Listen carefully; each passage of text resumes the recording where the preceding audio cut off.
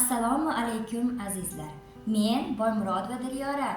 Necha vaqtlardan beri aynan Sharof Rashidov tuman kutubxonasidan turli xil jahon va o'zbek adabiyotlaridan olib mutolaa qilaman. Va men sizlarga bugun ulardan biri bo'lgan Diqqat chalg'uvchi dunyoda muvaffaqiyat sirlari Kel Nyuport kitobi haqida aytmoqchiman. Bu kitob menimcha bugungi kunda eng dolzarb kitoblardan biri. Nimaga desangiz, aynan bugungi kunda yoshlar orasida telefonga, rislar, miya susayishi, xotira susayishi, miya tanqisligi kabi turli xil kasalliklar, ayniqsa xotira muammolari yoshlar orasida eng ko'p tarqalgan. Buning asosiy sabablari va buning qanday yo'qotish kerakligi haqida Kel Nyuport o'zining aynan Diqqat kitobida bizga ma'lumotlar bergan. Aynan amerikalik bir jurnalist Martin Carr degan inson aytadi: internet meni xotiramni susaytiryapti deb o'ylar ekanman.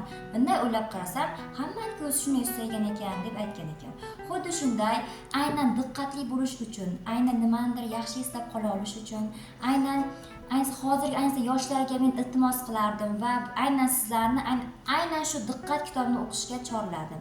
Sababi aynan xotiradagi bo'layotgan muammolar, nimani eslab qololmaslik, ayniqsa biz til o'rganamiz, institutga tayyorlanamiz, aynan o'sha vaziyatda tayyorlanish jarayonlarida qanday qilsak tez eslab qolamiz, qanday qilsak uni xotirada abadiy on ostiga qanday o'tkazishimiz haqida aynan shu Diqqat kitobida bizga turli xil ma'lumotlar bergan.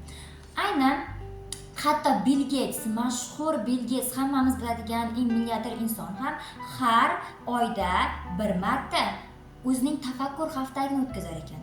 U har doim chekka qishloqlarga yoki bo'lmasam tabiat qo'yniga yoki bo'lmasam yozgi biron bir chiroyli dam olish joylariga boradi va hamma ishlarini, hammasini aloqalar to'xtatadi-da, faqat bir hafta aynan o'zi ishi haqida nimalar yangiliklar qilsam ekan, nima qilsam butun O'zbekistonga, butun dunyoga foydali bo'lish haqida o'ylaydi va o'zining shu ixtirolarini aynan o'sha tafakkur haftaligida o'ylab topgan.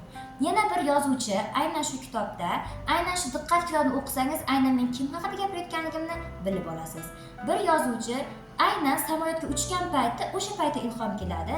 Chunki nimaga desangiz, samolyotda telefonlar ishlamay qoladi, hech kim javob bera olmay qoladi.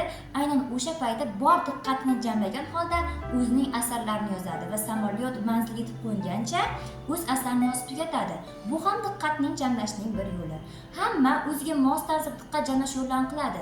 Ayniqsa biz nimadir o'qiyotganimizda umuman ijtimoiy tarmoqlar, telefonlarni umuman boshqa xonaga qo'yib qo'yishimiz kerak va aynan diqqatni jamlashning o'zining mashqlari bor.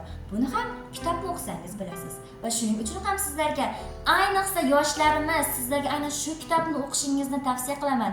Chunki barcha muammolarni shu kitobni o'qisangiz yechilib ketishiga men javob bera olaman.